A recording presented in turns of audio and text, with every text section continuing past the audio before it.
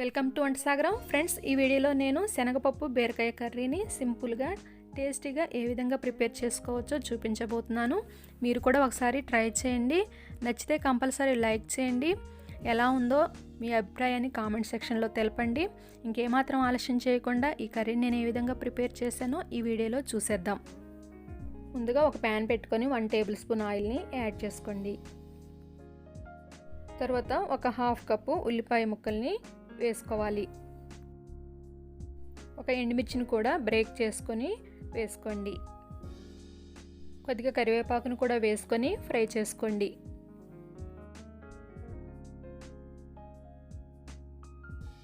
ఇవి వేగిన తర్వాత 1/2 టీ స్పూన్ అల్లం వెల్లుల్లి పేస్ట్ని వేసుకొని పచ్చివాసన పోయే వరకు ఫ్రై చేసుకోండి.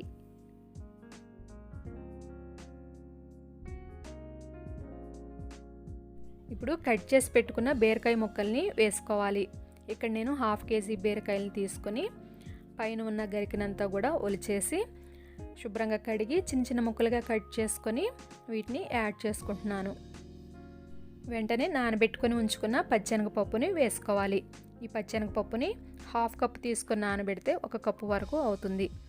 దీన్ని కూర వండటానికి ముందుగా అరగంట లేదా గంట సేపు నానబెట్టుకుంటే సరిపోతుంది. ఈ విధంగా కలుపుకున్న తర్వాత ఇప్పుడు ఒక చిటికెడు పసుపు, 1.5 టీ స్పూన్ కారం, తగినంత సాల్ట్ని వేసుకొని బాగా మిక్స్ చేసుకోండి.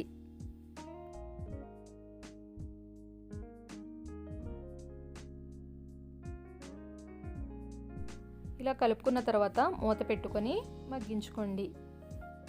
మధ్య మధ్యలో మూత తీసి కలుపుకుంటూ ఉండాలి. ఈ ముక్కల నుంచి వాటర్ బయటికి వచ్చి ఉడుకుతున్నప్పుడు మీకు ఇష్టమైతే 1 టీ గ్లాసు వాటర్ని కూడా వేసుకొని ఉడికించుకోండి. ఇష్టం లేని వారు ఆ బీరకాయ ముక్కల నుంచి వచ్చిన వాటర్తోనే ఉడికించేసుకోవచ్చు. ఈ విధంగా ఒకసారి కలుపుకొని మూత పెట్టి ఉడికించుకోండి. వాటర్తో ముక్కలన్నీ మెత్తగా ఉడికే వరకు ఉడికించుకోవాలి.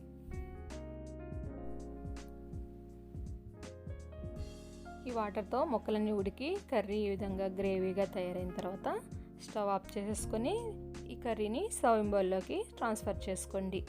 ఎంతో రుచికరమైన శనగపప్పు బీరకాయ కూర రెడీ. ఫ్రెండ్స్, ఈ రెసిపీ మీకు నచ్చినట్లయితే కంపల్సరీ లైక్ చేయండి. అలాగే మీ ఫ్రెండ్స్కి కూడా షేర్ చేయండి. ఇటువంటి మరిన్ని టేస్టీ రెసిపీస్ కోసం మన ఛానల్ని సబ్స్క్రైబ్ చేసుకోవడం మాత్రం అసలు మర్చిపోకండి. Thanks for watching.